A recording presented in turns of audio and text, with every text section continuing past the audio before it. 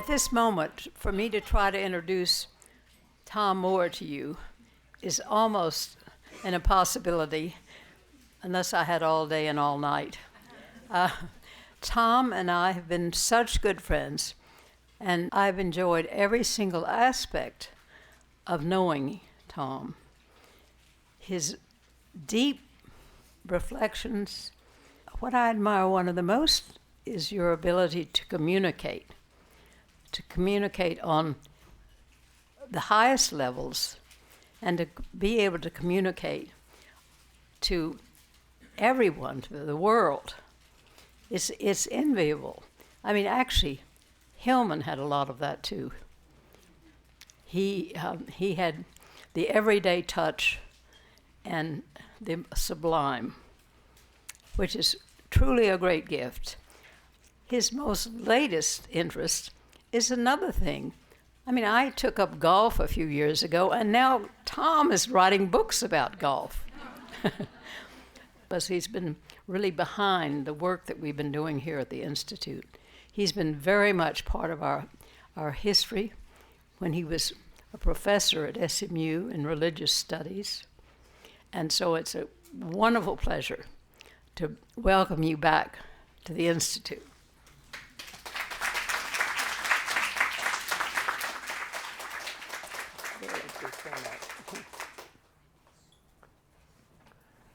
I'm the guy with the paper bag.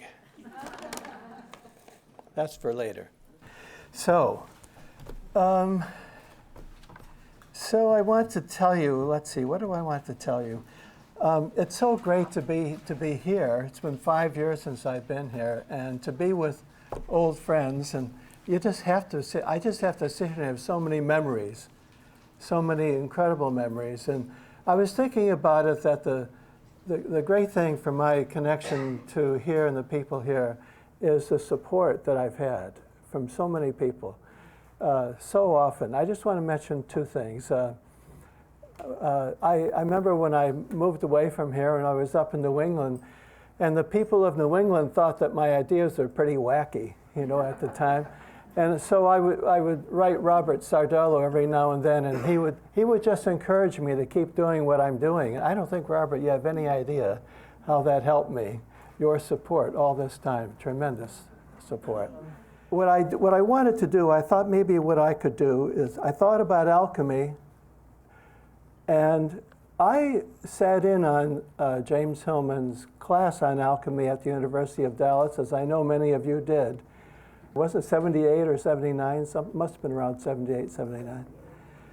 And I've never forgotten those sessions. And so when I think of alchemy, I hear his voice talking about certain themes, and I bring that some of those thoughts into my work as a psychotherapist. And I thought what I do is just let you know what some of those things are, since our theme is alchemy.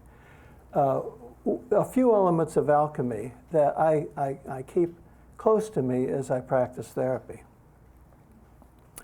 So the first thing that I remember from that class was timing. The timing of the alchemist. That you have a different sense of time. You don't control time. You don't decide as a therapist how long something is going to take. Your patient client doesn't decide how long something is going to take. You observe what's happening, and one of the things you observe is the timing. You find out the timing from the process that you're in, and you can't make any decisions about it. I was thinking about some people that I've worked with. I'm going to do this thing you do in books, where I'm thinking of about 3 or 4 people so I don't feel like I'm betraying any confidence. So I'm thinking of somebody who has been abused as a child, really badly abused, sexually abused, and in a marriage with children, in a marriage that just doesn't work. And that's like the presenting situation. And what do I think? Are we going to be here for a few days or for a couple of weeks talking about this? I doubt it. I think thinking alchemically, I want to think in the long run. I don't know how long this is going to take, but I would guess several years at least. And in fact, the cases I'm thinking of lasted about 6 years. I don't know if the person coming into therapy would think, I can handle 6 years of talking about this thing. But I think to myself of what James said about alchemy, that we have to think about the timing in the terms of alchemy, which are very broad. So we don't think about getting through this quickly at all. We may not even get through it, of course. It may be more than a lifetime. But most of the time, it's a lifetime. It's within a lifetime. I received a message from one of these people just this week while I was away, saying that she felt that the timing was up. You know, the timing was over. Things are pretty good. And she said she didn't know if she could have made it. She knew she couldn't have done the work if she knew it would have taken 6 years. But I think that the alchemy helped me to be in something with a great deal of patience and not worried about how long this is going to take. So that timing was really important to me, to hear that about alchemical timing. That I can't decide it, nobody else can decide it. I watch patiently and let things happen. We look at the clock, but we don't look at the calendar. There's also the sense in that timing of the right moment. There's also the sense that this is the right moment, maybe for something to happen or to say something. So it's not just the length of time, but there's a moment for each step of the way. I don't mean to make a program of that. I'm just saying you sense that. Oh, this is the moment when we go deep down into something and it gets scary. And this is the moment when we find ourselves coming out of it temporarily. And then we can go back into it later. But there is also that sense of timing, of being at the right time. So I think that developing this sense of time, I don't know what you'd call that. It's not our usual way of thinking of time. That has been really helpful for me. Another thing that, of course, James HIllman was very good at was talking about colors. I was thinking, too, that when I was living in Dallas, I don't know when this was, must have been late 70s sometime, I had a discussion group meeting at my house. Jean Lau might have been there. I don't know, Jean, I think you didn't come to those? A number of people came who were passing through or in town. And one time I asked Jim HIllman, I asked him if he would come and join us. And he said, well, what would you like me to talk about? And I said, I wish you'd talk about blue. And of course, he was delighted to talk about blue. So it was a wonderful evening to have gathered people around to talk about the color blue. I mean, I don't know how many people do that. You know, to say, what will be the theme of your conference? Blue. And it was so useful for me, I know, to hear him talk for an evening about blue. I had read his piece on blue, but it's different, you know, when you talk about it, when you sit around and discuss a color like that. So the colors then, of course, are very important, and I live with an artist. My wife is a painter, and we talk a lot about colors. And you know, artists are very fussy about colors and all the different gradations of color. And so the colors are important to me as well. And one of the colors I thought I'd mention to you is yellow. It's one of my favorite. Yellow is one of my favorite colors, especially pale yellow. And one of the experiences I have is when I travel, I sign a lot of books, and people bring a lot of old books. I can't tell you how often it's happened just this past week. How many people have come to me with 1992 editions of Care of the Soul for me to sign, and their pages are all yellow. And when I look at the book coming to me and I see the yellow, I think alchemy. I think of the alchemy of this book, that this book has yellowed over time, and how wonderful it is to look at this yellow book. And usually people apologize. They apologize for the yellow pages. They don't know how meaningful it is to me to see a yellow page, because I see the process. There has been an alchemical process going on. And sometimes people will say, well, I haven't read this book yet. I really like that, because I don't believe a book is to be read primarily. A book is to be there. It's like the books here that are present to us. We're not going to read those books today, but it's a wonderful thing to have them around us, as Joanne said. So I get the yellow book, and I think of the process of the book. It's been there incubating on a person's bookshelf or in their library all this time. For what? 25 years. And I think it's terrific that they haven't got yet to read it, because that could destroy the whole thing. That could ruin the whole experience.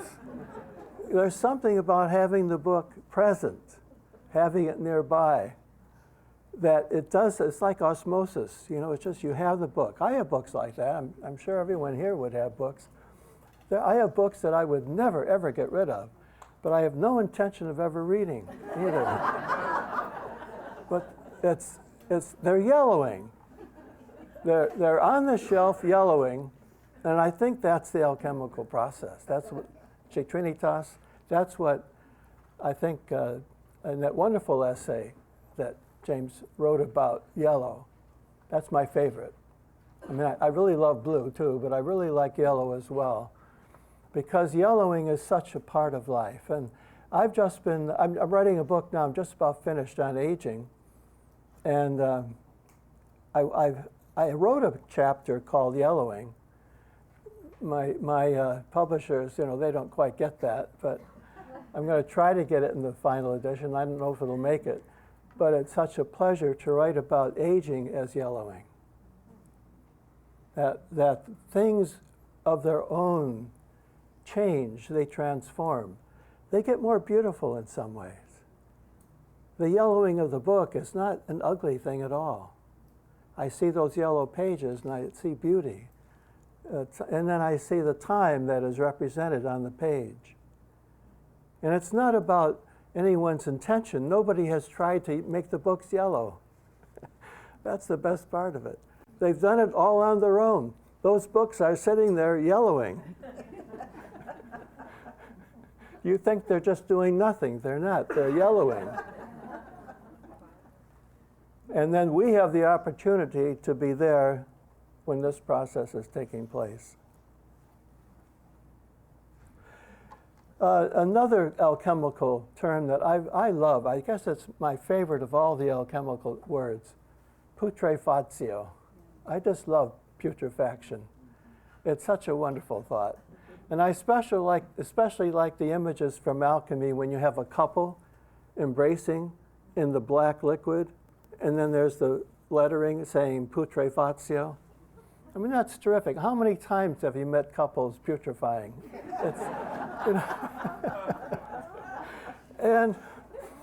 And normally, if you think of that, you think, well, these people are in trouble. But if you're thinking alchemically, it's the process.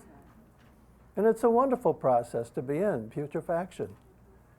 It's a great place to be. And as a therapist, if you have an alchemical frame of mind, then when you see the science of putrefaction, you don't get all worried about it. You just see that this is happening.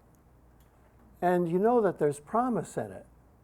And you know that your job is to be in this process of putrefaction. It's not to be the one who speaks for some later wonderful stage or something like that. That's another aspect of what we heard this morning, not being in the stages, not going from one place to another.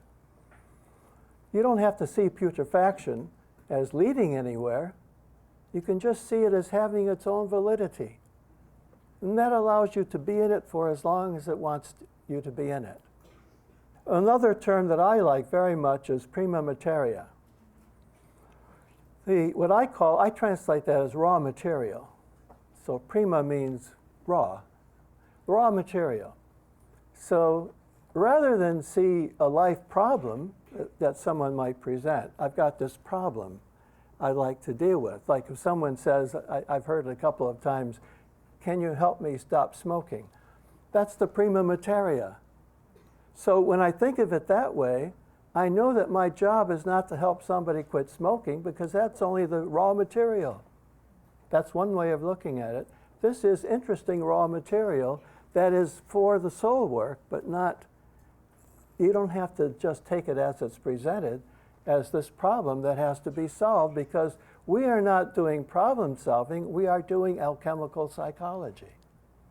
We're into the alchemical process. That has helped me tremendously to get beyond the literal aspects of the process of therapy. There's it's a poetry that allows other things to happen. You can see at a different level. So I love being in the raw material, and I think it reframes, right from the beginning, reframes things. So no longer do you think of a problem to be solved.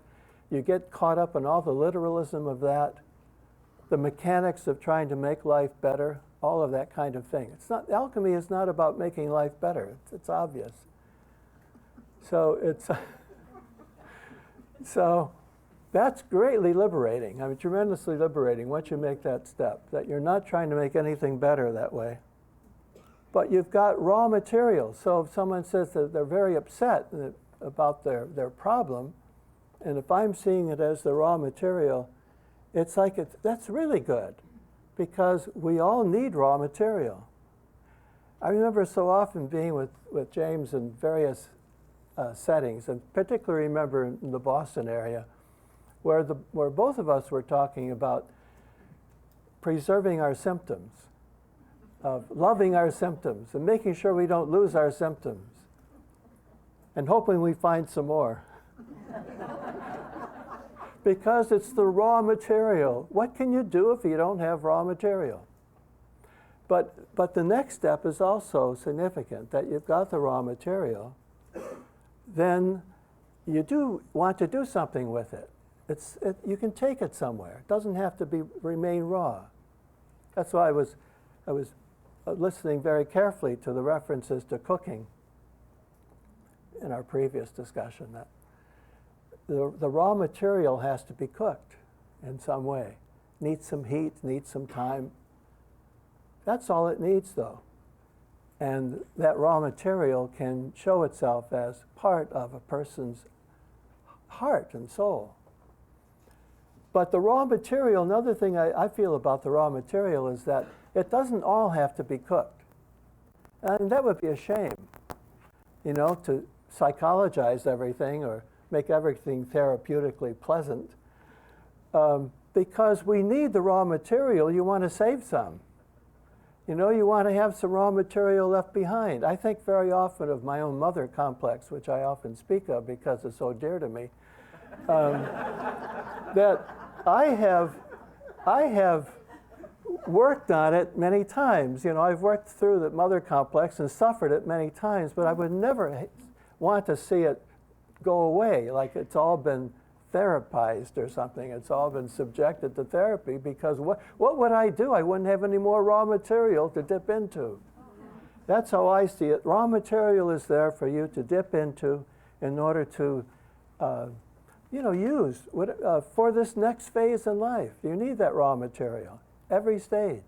I hope it's a big vat of material. I hope that I only work through a little bit of it, because I want to have a lot of it left over for me. And I think there's something good and something very comforting to go through life knowing that you have all this raw material of symptoms and problems and terrible inclinations and all of this stuff, because that gives you so much hope. You've got it there to use for whatever you want to build or make. I mean, life is like that, isn't it? You go from one phase to another. You might get a new job or move to a new place or be in a different condition in some way. well, then that's when you need your raw material again, especially. So you bring it with you, you pack it up, take it with you wherever you're doing, and you've got that for you for the next time through. I mean this. You know, I really mean it, that the raw material, it's not a good idea to look at it as something to get rid of or something that is negative or bad. And when we enter the therapeutic mode, let's not get too heroic about it. Let's not try to accomplish too much, because maybe part of our process is to protect the raw material, make sure we've got it. Just as you would, you know, if you were a sculptor and you had clay, you don't want to use everything up. You want to have a source. Well, we need a source of raw material. I can't believe I'm saying that. Okay, another word I like from alchemy in my work is separatio. This came up earlier. So what I like about separatio, a number of things. I like to hear it in relation to the word separate. So when I hear people talk about that they want to be separated, let's say from their partner, they want to be separated, I hear separatio. I don't hear, oh, how can we get you out of this partnership or this relationship? I hear separatio.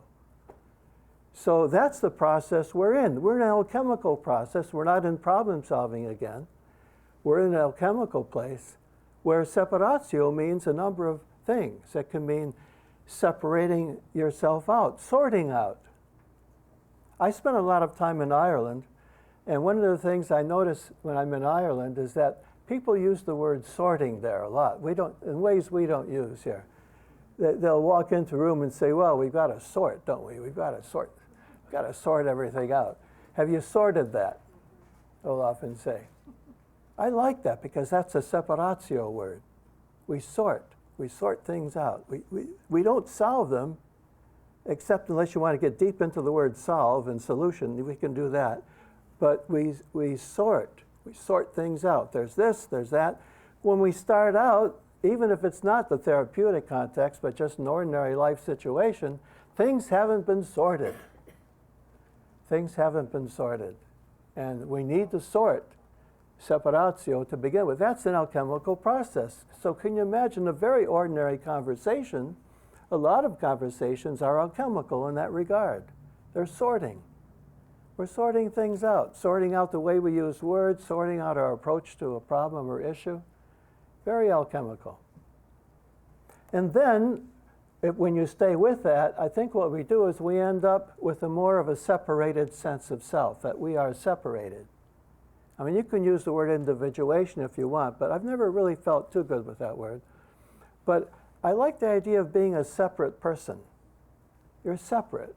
We have separated ourselves out. We're not like everybody else. And I'm separate from my past. I'm separate from my family. I'm separate from my partner. I'm a separate person. It's not easy to do that, but that's the alchemical separatio. I also like cauda pavonis. That's one of my favorite terms from alchemy. Cauda pavonis. It means the peacock's tail. And the way they present that is that the peacock's tail opens up. This is sort of later in the process, they say sometimes. So the peacock's tail, you know, just fans, opens up. But in the way it's described in alchemy, in the way it's pictured in alchemy, the peacock's feathers and the different colors are equated with the 7 classical planets. So it's an astrological image, the cauda pavonis. But it's also an image of James HIllman's, one of his favorite ideas, I think it was one of his richest ideas, is psychological polytheism. So there we get the idea that we're not going toward wholeness, we're going toward the manifestation of our variety and our having sorted ourselves out into all these elements. So that helps me too. Cauda pavonis, where are we headed? We're not headed to a place where everything all suddenly makes sense. We're not headed to a place where a person feels whole. There's no integration going on because that's not the process here to get to the cauda pavonis. You don't integrate a peacock. You You don't close up the feathers and say how beautiful. You have the variety of colors. The variety of colors. And each of them, and all of them being there, is what we appreciate. And I think that's a very different sense of where you're headed, where you're doing therapy or, talking about life. We're moving to a place where the many colors manifest. The many different colors manifest. Different moods maybe, or different persons, the different people we are, the different desires and longings that we have, they all show up as the peacock's tail unfolds. It's not chaos. That's what's nice about it. This is not a chaotic polytheism. There's nothing like that. This is a beautiful unfolding of color. And it's a shimmering kind of thing. These aren't solid colors. You look at a peacock's feathers and you see the glow and the mix of colors. So that's the ideal, you might say. That's what we like. If we need a picture of where we're headed or what we want, I like that. Cauda pavonis, the peacock's tail. I keep that in mind. And just one more thing about this. I like the word opus. I wrote a book years ago called Life. Now it's called Life at Work. That wasn't my title. I wanted to call it opus. I wanted to call it opus because I wanted to point out the parallel between the opus of the soul, or the alchemical opus, and opus as your job, your career. I wanted to say that when we do our work and when we embark on our career and go through all the processes, that we're working at the opus, the soul opus, when we do that.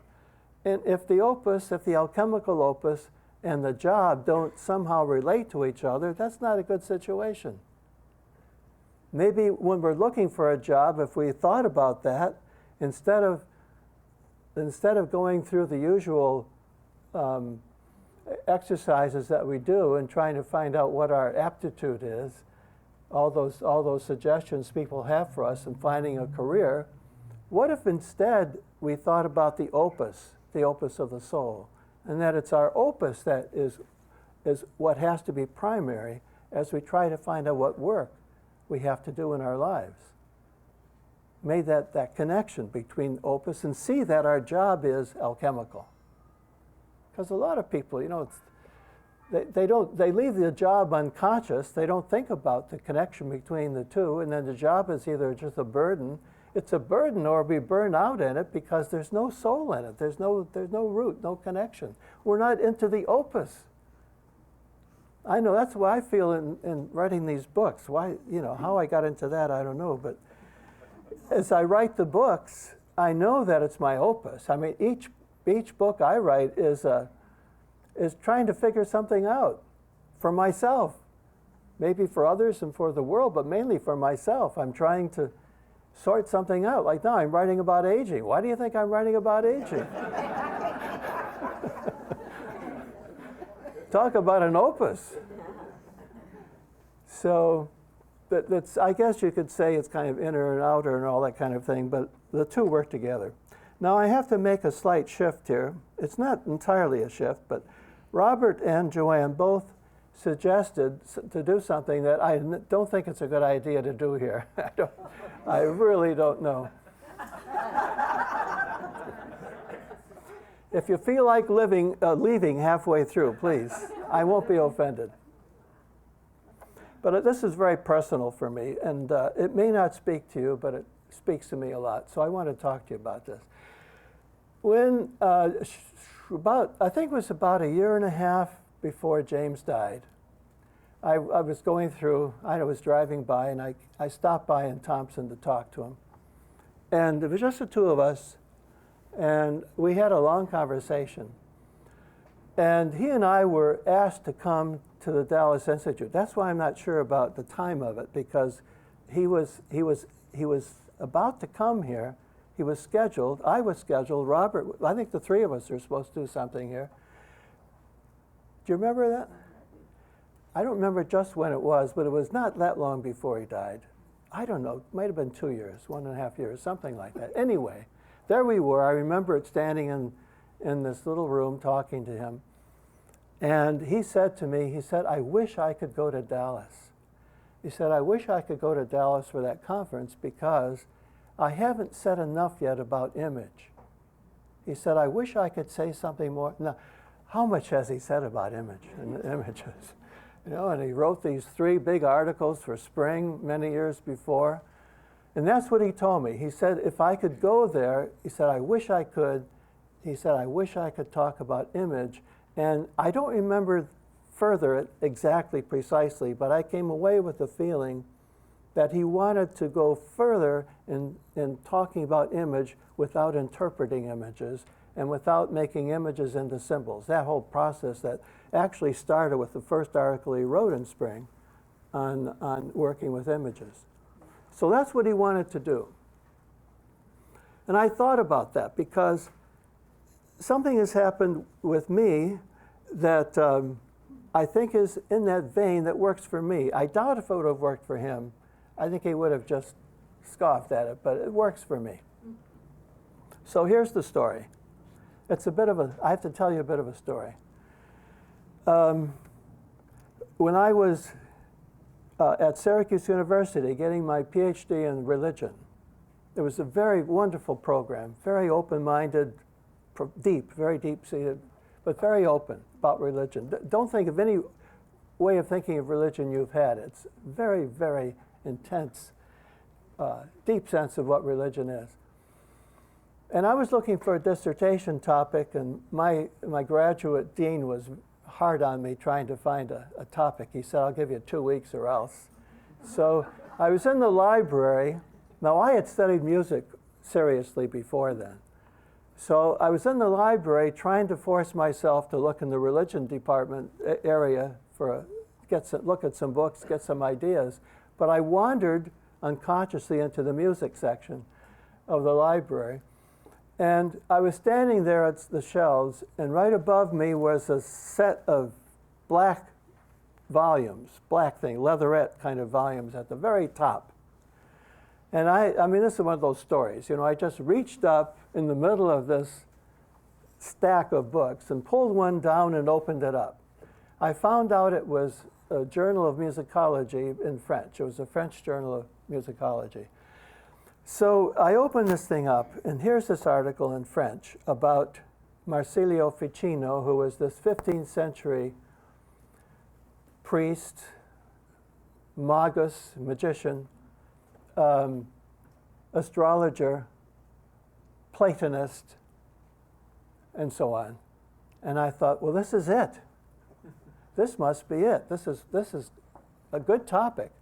And he hadn't been translated from Latin into English yet at that time. And I thought, this is great, because I had been in a monastery. I knew Latin pretty well. I took 2 years of philosophy, all taught in Latin. You know, maybe I can do this. So I thought at least it'll look like a dissertation because my problem is I knew that I just can't write a dissertation. It would never look like a dissertation. It would be something else, a novel or something. So I thought, well, this is great. I can translate this, and I'll write a commentary, and I'll get the thing done, and that'll be it. Well, what was that, 1975? You know, all that time since, that has been on my mind. All my work is in relationship to that book I pulled off the shelf. Everything I've ever done is directly related to that book that I yanked off the shelf that day and opened up at random. Well, Ficino was very influential in history, a certain history that not many people know about, not many people study. It's called the Hermetic, sometimes called the Hermetic tradition. Sometimes it's just called the magical tradition. In that tradition, they developed, people who were interested in it developed what they called magia naturalis, natural magic. And they meant this, natural magic, ordinary magic. They were interested in words. How can you make words powerful? You do that, every one of us in this room tries to do this. You know, I try to get a title for a book that people will want to read. That's natural magic. finding the right word. Or when you try to get people to come here for an event, you need some natural magic to get people here. Rational methods won't work. No, we have not explored this. I'd like to, one day, one day, in 30 years hence, I would like to work with architects on natural magic, because it seems, especially I'm interested in hospital design. I would like to show or explore how we can use natural magic to create spaces that accomplish what we're looking for, that is not just rational. Anyway, that's another subject. I'm not here to talk to you about that. But Ficino had followers. Other people read him. And they're very interesting people. I'll mention a couple in case you've ever heard of them. Trithemius. Trithemius was a man who had a dream that he should be the abbot of a monastery. And by the time he was 19, at the ripe age of 19, he became an abbot of a monastery. And according to the stories about him, he had 2 doors to his monastery. The front door, the people came in for mass and services. And the back door, the magicians came in to consult with him about magic, natural magic, because that was his passion. Well, down the line, at the time of Queen Elizabeth, there was, again, one of these people heavily influenced by Ficino, who was a very bright man. He got his degrees at Cambridge, and then he was teaching and studying at Oxford. And he was a book hunter, hunting for books, any kind of books and manuscripts. He's a very bright, widely educated man named John Dee, D-E-E, John Dee. And John Dee not only had this, he was like Trithemius, he not only had his interest in literature and philosophy and all these things, mathematics, but he was also a natural magician. He was a magus, but he had his own way of doing it. And the way he did his magic was to use an obsidian stone. He used an obsidian stone, a polished stone made of black obsidian, which comes out of volcanic rock, and he used that in order to get his insight that was called on by all the people who came to him, including Elizabeth I. And she came to his house for advice. Now, can you imagine? You probably have seen movies about Elizabeth. She was not somebody to get on, say, I'm going to go and see one of my subjects. They came to her. But she actually went to John Dee. He advised her, he told her when to have the coronation based on astrology. He told her, he's the one who gave her the idea of a British Empire based on his stone, his black obsidian stone. And he instructed the navigators, the great navigators going around the globe on these uncharted oceans so they could find the places they're looking for and come back home. So he was a pretty important person for them. And he used, this is the black bag, so he used for his knowledge a black obsidian stone. So that's what this is, a black obsidian stone. Now, I was in the British Museum about, I think it must have been 10 years ago, and I asked the people there at the door, the people helping visitors, I asked them if they had any alchemy exhibit because I wanted to see some alchemy. Wanted to look at some alchemical apparatus, and they said, no, we don't have that here. You go to Oxford, they have it there. So I walked out of the museum, and I'm walking down the steps, and this woman comes running after me and says, wait, we have John Dee. So I said, all the better. You know? So I was very excited, and I went to the exhibit. I didn't know it was there. And there was this exhibit in a glass of John Dee's own stone. It didn't look exactly like this. It was a little larger than this and thicker, and it wasn't like saucer shaped like this, you know, with these thin edges. It was thick on the side, about an inch thick, but highly polished. In fact, I was hoping I could have images for you today, but I wasn't able to pull it off. But I have a photograph of that day when I was there looking at John Dee, because I took a photograph, And I like it because I'm in the mirror. I'm in the stone, you know, from the picture. So I always feel that's a good thing, good start for me to be in the stone. But I went home then, and I told my family, who are very interesting people, and I told them about what I had seen there. And so my son, my stepson, bought me a stone, an obsidian stone. Not this one. The original one he bought me was like an LP record. It was flat and quite big. So I put it on my desk, and I just left it there. And every day I looked at it.